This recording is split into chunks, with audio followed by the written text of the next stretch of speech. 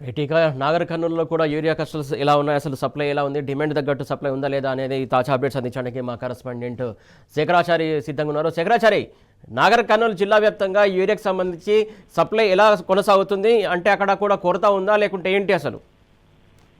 నాగర్ కర్నూలు జిల్లా వ్యాప్తంగా కూడా కొన్ని రోజుల నుంచి కూడా యూరియా కోసం రైతులకు తిప్పలు తప్పట్లేదని చెప్పొచ్చు. అయితే రాత్రి కూడా పొద్దుపోయే వరకు కూడా నాగర్ కర్నూలు జిల్లా కేంద్రంలోని కొల్లాపూర్ చౌరస్తా వద్ద కూడా రైతులు రోడ్డుపై ధర్నా చేసి కొంత వెసులుబాటు ఉంది అని అనుకున్నప్పటికీ కూడా రాత్రి 10 గంటల వరకు కూడా వాళ్ళ క్యూలో నిలబడేటువంటి పరిస్థితి కనిపించింది. అయితే ఈ రోజు తాజాగా బిజ్నపల్లి మండల కేంద్రంలో రైతు మహిళలు రోడ్డుపైకి వచ్చేసి ఆందోళనకు దిగినటువంటి పరిస్థితి కనిపించింది.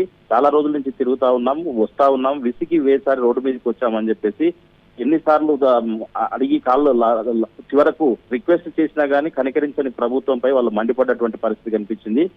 చివరకు నిలబడితే సాయంత్రం వరకు కూడా 1 బస్తా 2 బస్తాలు కూడా ఇస్తారో అనే నమ్మకం లేక రోడ్డు మీదకి వచ్చామని చెప్పేసి వాళ్ళ ఆందోళన దిగుతున్నటువంటి క్రమంలో అక్కడికి పోలీసులు చేరుకుని వాళ్ళని సంజయించే ప్రయత్నం చేశారు. పోలీసులు మీకు ఇప్పిస్తాము, ఒక 2 రోజులు రండి అని చెప్పేసి వాళ్ళకి సంబంధం లేనటువంటి డిపార్ట్మెంట్ వ్యవసాయ అధికారులు వచ్చి చెప్పాల్సి ఉంటుంది, పిఎస్సిఎస్ సంబంధించినటువంటి వాళ్ళు వచ్చి చెప్పాల్సినటువంటి ఉంటుంది. కానీ వాళ్ళు ఎవరు కూడా రాకుండా కేవలం పూర్తి స్థాయిలో పోలీసులు మాత్రమే నచ్చజెప్పే ప్రయత్నం చేశారు. వాళ్ళకు అంటే దాదాపుగా ఇప్పటికే 3 రోజుల నుంచి తిరుగుతా ఉన్నాం కానీ పట్టించుకోవట్లేదని చెప్పేసి కూడా వాళ్ళు ఆవేదన వ్యక్తం చేసినటువంటి పరిస్థితి కనిపించింది. మొత్తంగా చూసినట్టయితే నాగర్ కర్నూలు జిల్లా వ్యాప్తంగా కూడా ప్రతినిత్యం కూడా ఏదో ఒక చోట రైతులు రోడ్డు మీదకి వచ్చి ధర్నా చేస్తున్నటువంటి పరిస్థితి కనిపిస్తా ఉంది. గతంలో బీఆర్ఎస్ ప్రభుత్వం ఎప్పుడు కూడా ఈ పరిస్థితి లేదని చెప్పేసి, కేసీఆర్ ప్రభుత్వం ఉన్నప్పుడు లారీలు గ్రామాల్లో వచ్చి యూరియా దింపే వాళ్ళని చెప్పేసి ఇప్పుడు ప్రస్తుతము ఒక యూరియా బస్తా కోసము అంటే పొద్దుస్థానం కూడా క్యూలలో పడితే మళ్ళీ రేపు రండి అని చెప్పేసి టోకెన్లు ఇస్తారు. టోకెన్లు తీసుకొని తెల్లారి ఇక్కడ అంటే ఇంటి వద్ద పశువులను అన్నింటినీ కూడా వదిలిపెట్టి వ్యవసాయాన్ని వదిలిపెట్టి క్యూ లైన్ లో నిలబడితే ఇటు మహిళలు పంపించాల్సి వస్తుంది, ఒకవైపు వృద్ధులు పంపించాల్సి వస్తుంది. మేమే స్వయంగా లైన్ లో నిలబడుతున్నామని చెప్పేసి నిన్న సాయంత్రం జరిగినటువంటి కలెక్టరేట్ కు కూతవేటు దూరంలో ఉన్నటువంటి ఒక షాపు వద్ద విసిగి వేసారి వాళ్ళు రోడ్డు మీదకి వచ్చినటువంటి పరిస్థితి కనిపించింది.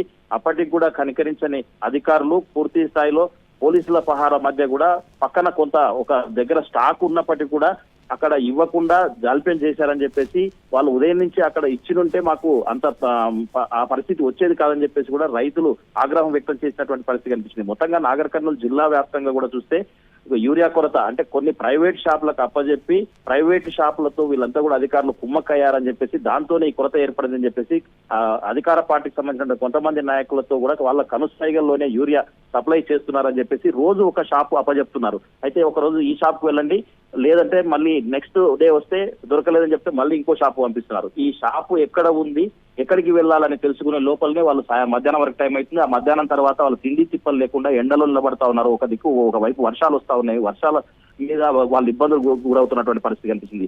ఏదేమైనప్పటికీ నాగర్ కర్నూలు జిల్లా వ్యాప్తంలో గతంలో ఎప్పుడూ లేనటువంటి పరిస్థితి రైతులకు ఈసారి వచ్చిందని చెప్పేసి ప్రభుత్వంపై రైతులంతా కూడా దుమ్మెత్తి పోస్తున్నటువంటి పరిస్థితి కనిపిస్తా ఉంది. Suresh, right, thank you Shekharachari.